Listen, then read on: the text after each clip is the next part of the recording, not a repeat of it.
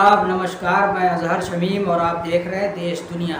दोस्तों, आखिरकार वही हुआ जिस बात का डर था और इज़राइल की नेतन्याहू की सरकार ने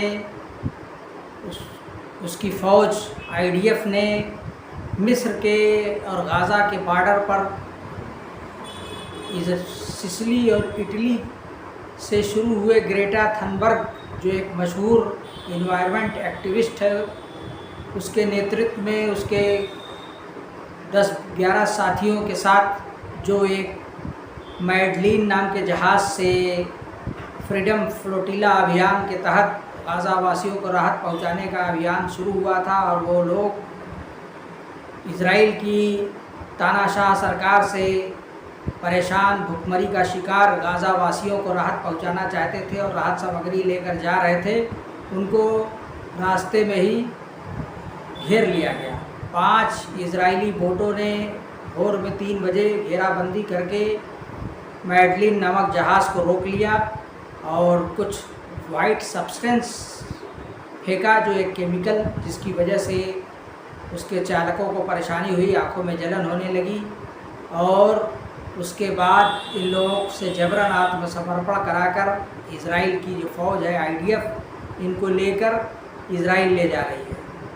और इस तरीके से एक बड़ा अभियान जो ग्रेटा थनबर्ग मशहूर इन्वायरमेंटल एक्टिविस्ट है, उसके नेतृत्व में शुरू हुआ था।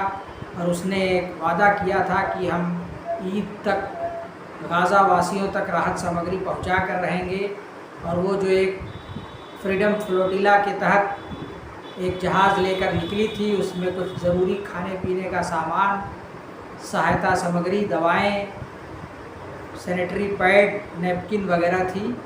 वो सब इज़राइल की इस तानाशाह अमानवी सरकार ने रोक लिया और ग्रेटा थनबर्ग को वहाँ जाने नहीं दिया।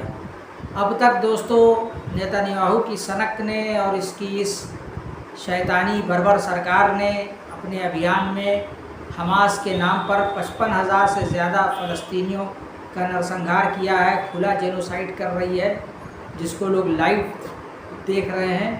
यह दुनिया का पहला जेनोसाइड है जिसको पूरी दुनिया अपनी आंखों से लाइव होते देख रही है और बेबस है, कुछ नहीं कर पा रही है। और दुनिया की जो भी सरकारें हैं या अरब गवर्नमेंट्स है, वो खामोश तमाशाई बनी हुई हैं।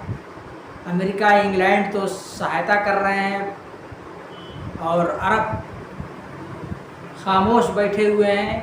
और इस नेतन्याहू की सरकार के पीछे अमेरिका खड़ा है और अमेरिका की मदद से ही ये अभियान चल रहा है। तो इस तरीके से अब लगभग 2 साल होने वाले हैं अक्टूबर, और इस 2 साल के अंदर 55,000 से ज़्यादा फ़लस्तीनी औरतें, बच्चे, मर्द शहीद हो चुके हैं। 1 लाख से ऊपर ज़ख्मी हैं, विकलांग हैं, उनका सब कुछ चला गया है।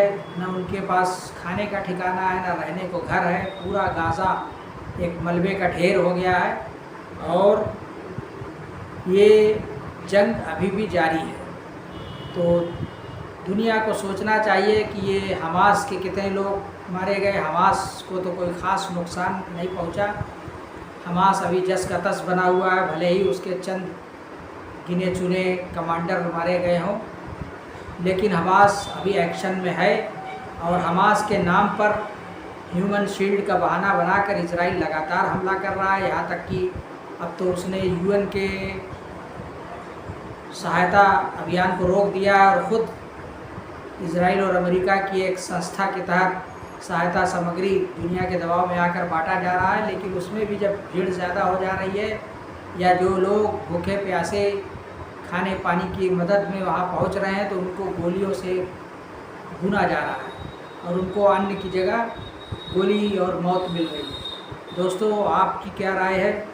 आप इस ग्रेटा थनबर्ग के अभियान के बारे में क्या राय रखते हैं? आप भी इस चैनल देश दुनिया पर अपने विचार साझा करें और इस चैनल को ज़्यादा से ज़्यादा लाइक कीजिए, शेयर कीजिए। पहली बार देख रहे हैं तो सब्सक्राइब ज़रूर कर लीजिए।